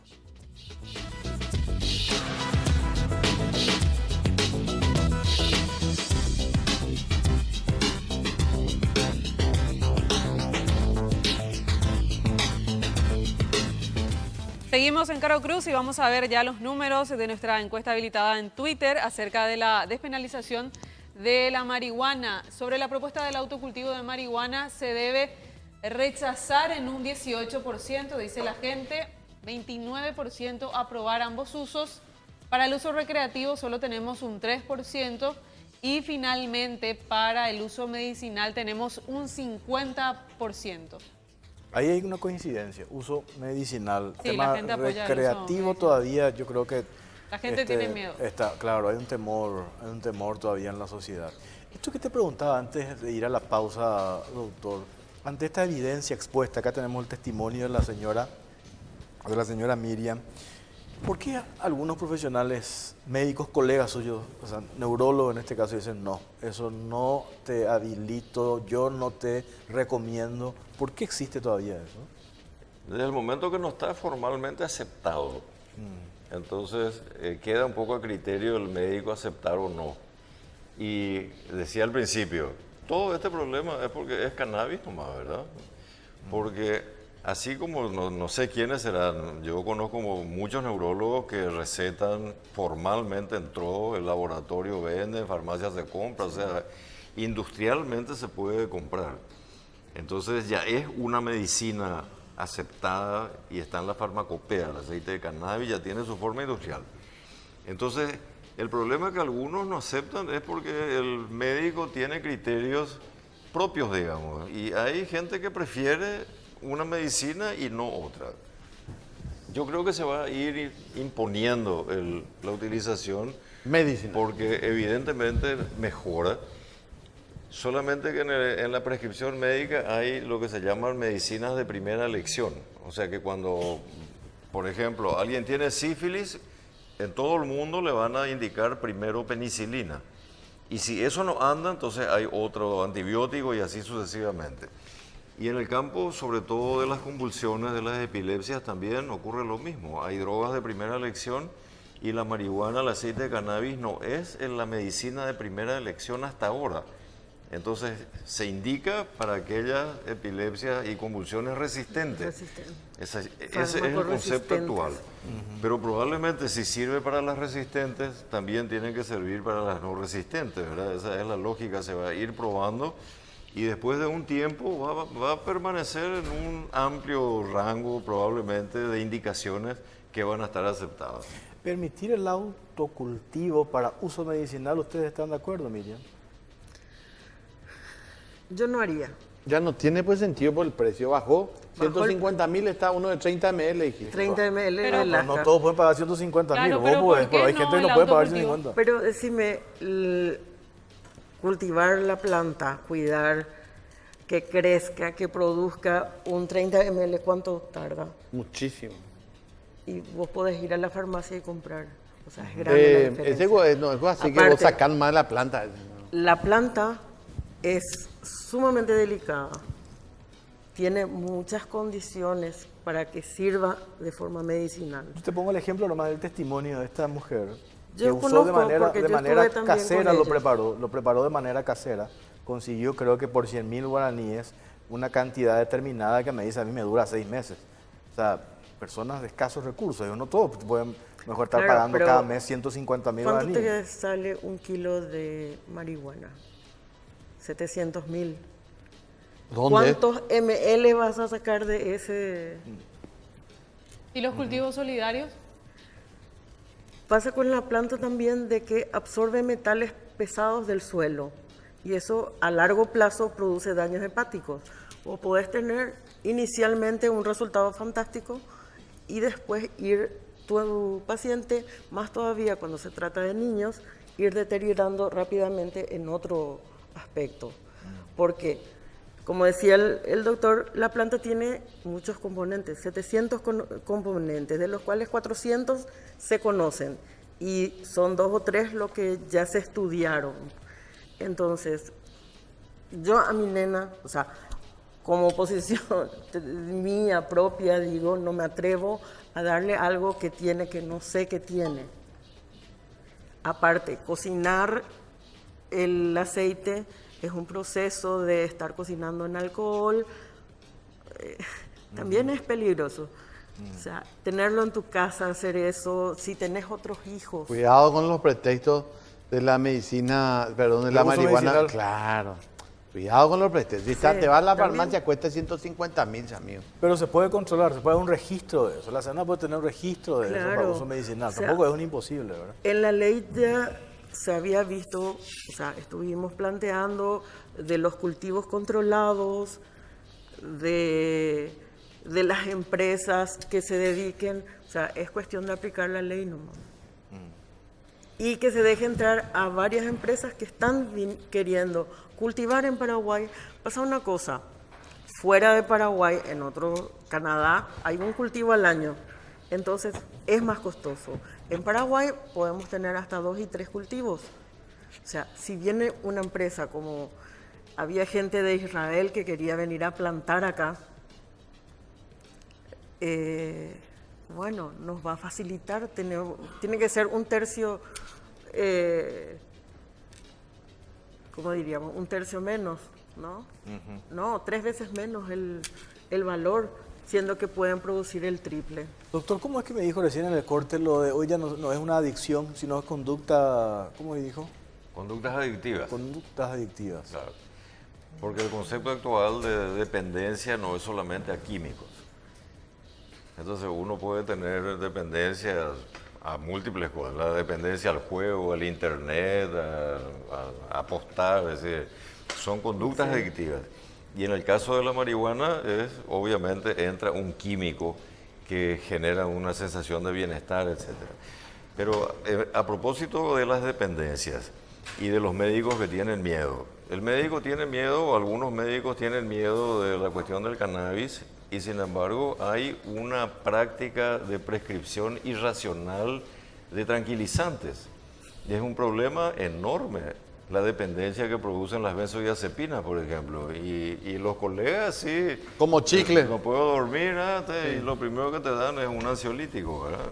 Sí. Entonces hay como una necesidad. Primero hay que reconocer que la marihuana tiene propiedades que pueden ser terapéuticas, que puede ser utilizado también como uso recreativo y que se utiliza luego. Y en el campo medicinal, ahora nomás aparece el tema del aceite, pero la marihuana con alcohol para el reuma y todo, hace años que se utiliza. Para la ¿verdad? artrosis también parece. Para cualquier dolor de espalda, te sirve muchísimo. Doctor, pero los problemas es que algunos conservadores hablan, yo no sé si hay una base científica sobre esto, por eso le pregunto, que la marihuana es, y me encanta esta frase, es la puerta para otras drogas.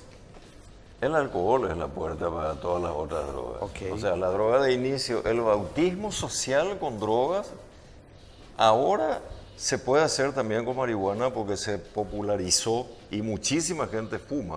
Sí. Y en la población joven fumar marihuana no es lo que era hace 20 años, que el marihuanero era así marginado y era un, no sé. Hoy el rollo fuma marihuana y entre los jóvenes liar un petardo en una reunión de chicos, Es normal. nadie se rasga las vestiduras por eso. Pero en realidad sigue siendo que el alcohol es la droga con la que se comienza a consumir drogas así psicotrópicas, esas que te alteran la cabeza, ¿verdad? Después probablemente el tabaco y la marihuana es la primera droga ilícita. Y que permanece. Ahora con el tema, nosotros estamos viendo, por ejemplo, un grupo de chicos que comienza a fumar directamente con chespi, con la cocaína que se fuma. Verá que también está bastante difundida, entró, es muy barata, etc. El tema del problema del consumo de drogas cambia, es un fenómeno dinámico, ¿verdad? Antes no había chespi y entonces la marihuana era la droga problemática. Hoy en el centro de adicciones, la droga que genera mayor pedido de internación es el chespi, o sea, la cocaína que se fuma. Y la marihuana, la gente puede tener un consumo normal de marihuana así como de alcohol. Resulta que de cada 10 personas que toman alcohol, 1 o 2 tienen problemas. Y se piensa que un poco menos en el tema de la marihuana. Claudia. Quería nomás mencionar unos datos que se dieron a conocer esta semana, la semana pasada, sobre los montos del cultivo ilegal de la marihuana, que de una hectárea un productor sacaba como 20 millones de guaraníes y se hacía la relación con el cultivo, por ejemplo, de mandioca o de otros productos que sacaban apenas 1.700.000 guaraníes. Entonces la propuesta del ministro de la Senat no solamente fue para lo que es medicina o para el uso recreativo, sino también como un ingreso y apoyo a las familias campesinas finalmente. Una de las políticas que se utilizaba en un momento, se pensó, es en cultivos alternativos. Pero aparece este tema, ¿verdad? Que el precio del KGE que se pensaba en aquel entonces que iba a suplantar no servía para nada, ¿verdad? Pero escuchamos una cosa, Claudia.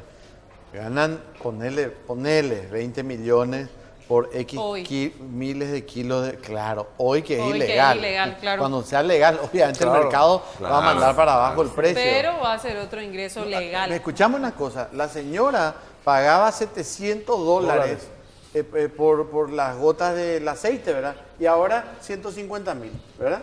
Sí. Que ya lo podés comprar en la farmacia. Pero se compra en la farmacia, se compra en la... El industrial bajó más también, ¿verdad? Bajó también. Menos de 150. 1.800.000 salía al principio. Al principio, ahora...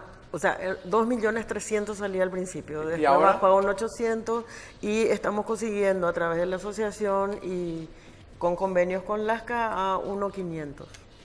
Pero ese es otro tamaño, no es el de 3. Claro, ese tiene 236 ml. El otro tiene 30 ml, el de 150.000. Pero esa presentación se da por gotas. O sea, al final es diferente, es más rendidora porque es por gotita. El de 236 se da con jeringa por ml. O sea, bueno. Sí o sí. ¿Qué dice tu encuesta? Nos vamos con eso. Vamos a ver Claudia. qué dice la gente sobre la propuesta del cultivo de marihuana. Se debe aprobar en ambos usos un 29%, rechazar 15%, aprobar su uso recreativo solo 2% y aprobar su uso medicinal 54%. ¿Sabes cómo se decía antes, Torres? ¿Te acuerdas? Oñejetula Inea, decían los perros cuando fumaban un petardo. Sí. ¿Te acuerdas vos tu grupo? Es el nacional, la capital. Sí. Uf, ¿cómo fumaban? De acuerdo. Pero bueno, es otro tema. Ahora, doctor, para cerrar más con esto, yo digo, así como algunos dicen con el tema de aumentar los impuestos, que no es el momento. ¿Cuándo lo que va a ser el momento para debatir sobre este tema? Ahora nuevamente he escuchado, no es el momento ¿cuándo va a ser el momento? No hay un momento, el momento es cuando se decide que hay que hacer una cosa y a partir de ahí se generan todos los mecanismos necesarios para poder hacer de la mejor manera posible. O sea, no es el momento, no sé por qué no es el momento, Claro. ¿verdad? Pero ¿Qué se tiene que dar para que sea el momento, verdad? tenemos que evaluar, como decía, el resultado de las políticas prohibicionistas, represivas, y si eso no funciona, hay que hacer otra cosa. Pero la lógica es, no funciona la represión, entonces hay que incrementar la represión. hacer las leyes más fuertes, más persecutorias. La cuestión prohibicionista en todo el mundo se está revisando. Es así. Doctor, gracias por su tiempo, muy amable. Señora Miriam, muchas gracias. Okay. Nos vamos, Clary. ¿Vos viste los goles de Paraguay? Ah, ganó. Ganó 2-0. Si no viste, no te pierdas, llega a tu casa y acá cerquita, en Salvador Icar tiene toda la información. Ok. Nos vamos con eso. Gracias por acompañarnos. Buenas noches.